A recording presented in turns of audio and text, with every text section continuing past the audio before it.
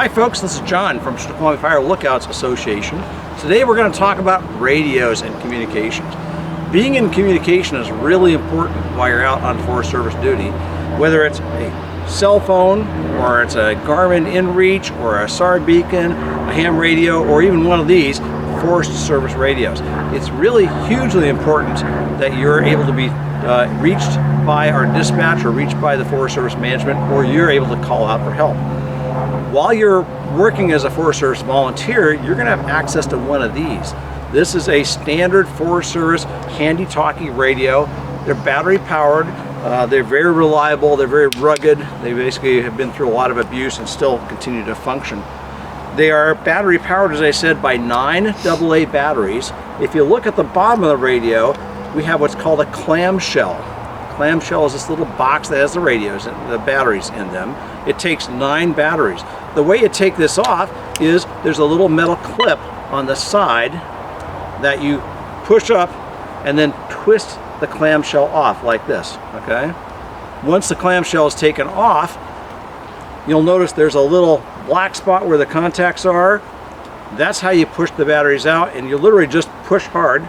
Sometimes you have to use your hand and knock it out, and the battery compartment comes out. You put 9 batteries in here. If only one of these batteries is sour, then the whole thing won't work. So sometimes you really have to just replace all 9 batteries. You can test them if you want to. To get the batteries back in, you take this battery compartment, you insert it in the clamshell, and it's only going to go all the way in one direction. If you try putting it in the other direction, it's not going to go.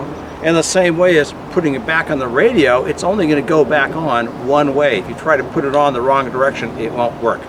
So you take that, you put it at a little bit of an angle, you drop it in the top of the radio, you twist it, and it clicks, and the radio comes to life. So, how do we start the radio up? On the top is a whole series of buttons. I'm not going to try to show you in close-up here. Instead, consult the Lookout Volunteer Handbook or the radio guide that's inside the bag.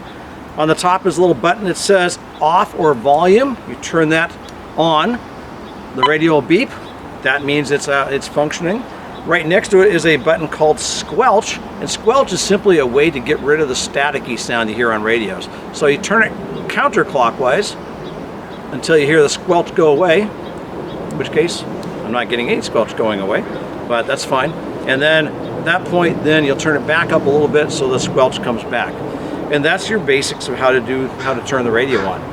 There's a channel selector button on the top, a whole bunch of different channels, and that allows you to select a channel. Each one of them represents a repeater in the district.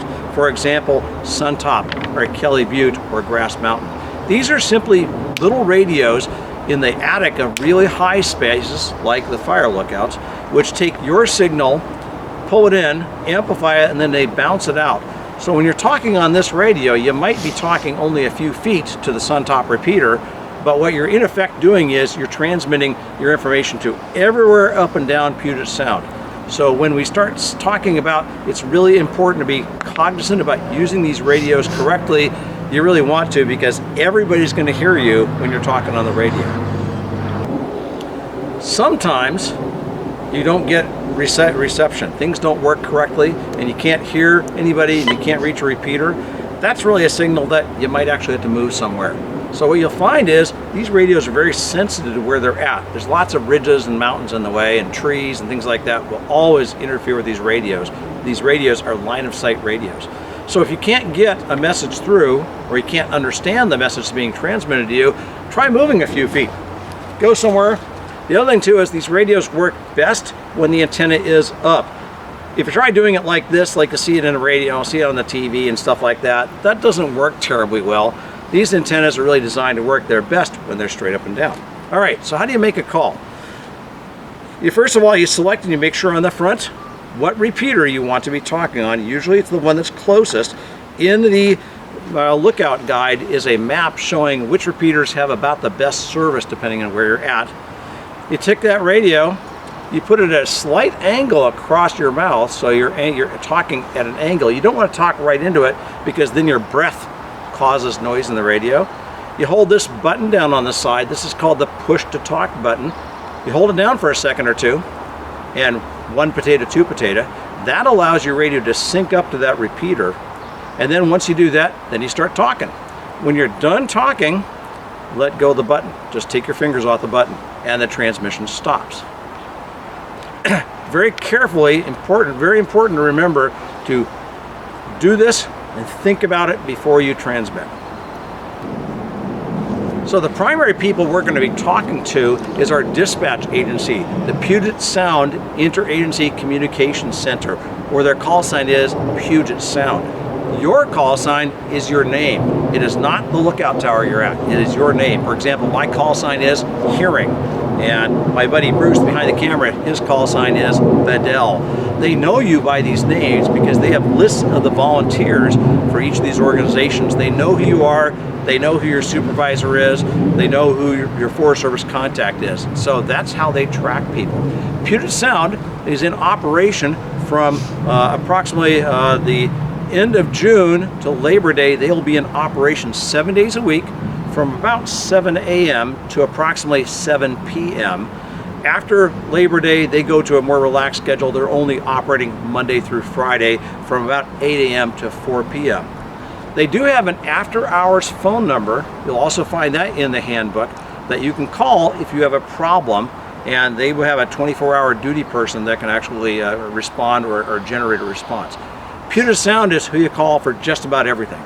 You know, for emergency help, for you need a law enforcement, you need medical assistance, you need to relay a message to the Forest Service. You know, these are the folks you talk to.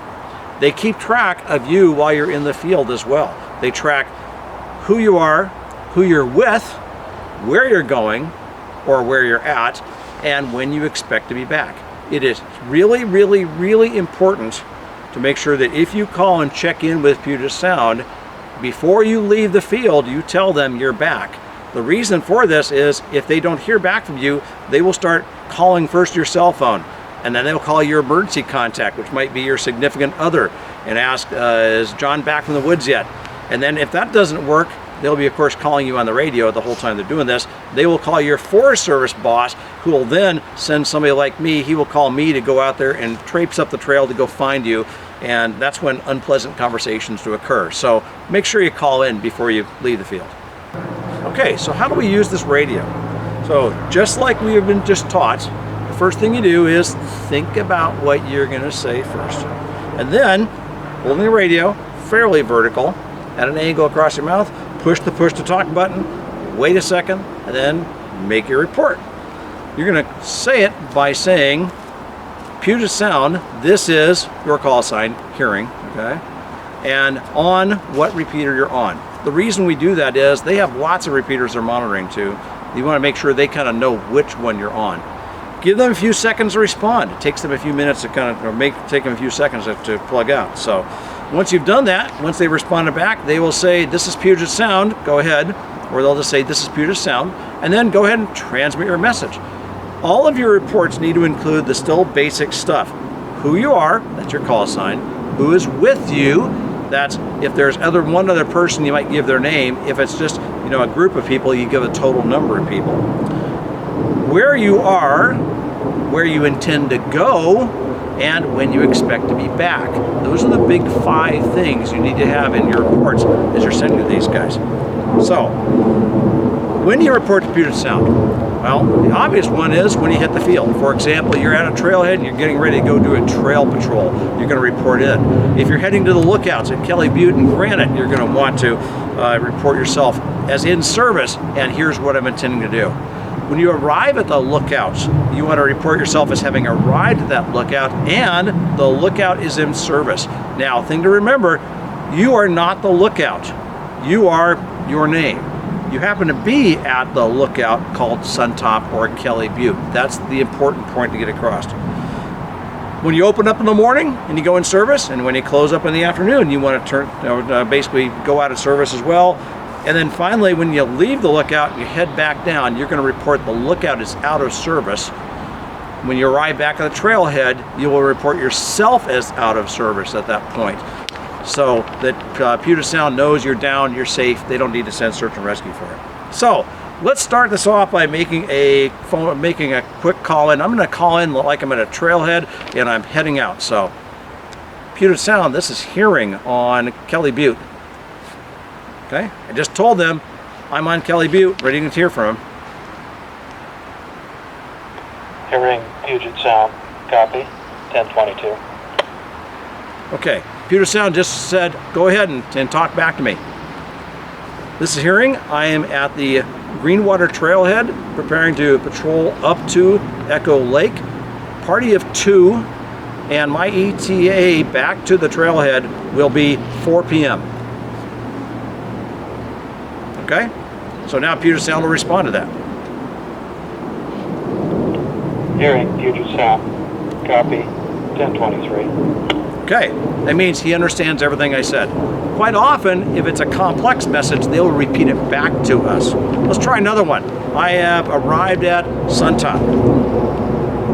Puget Sound, this is Hearing on Suntop.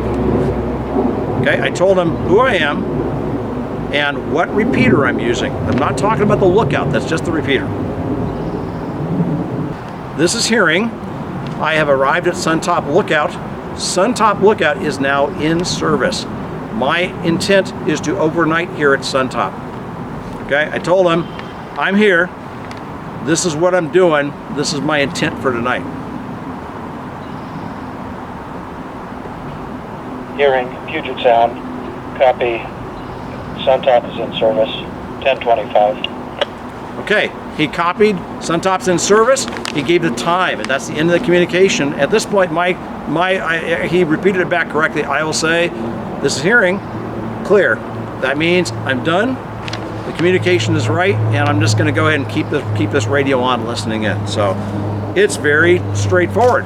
There are some scripts in the back of the handbook that kind of give you some hints of how to do this. It takes practice. Again, some of the big things to remember are, think about what you're going to say in advance, and you may even want to write it down in advance. Essential and required messages only.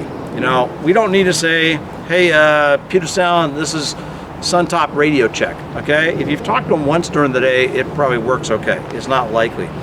If you're actually at the lookouts, keep this power switch on the top to low power, and the reason why is you don't need much power to send a signal 10 feet, and that'll make your batteries last a much longer period of time. Keep your messages short and sweet. If your message gets to be too long, they have a tough time following it.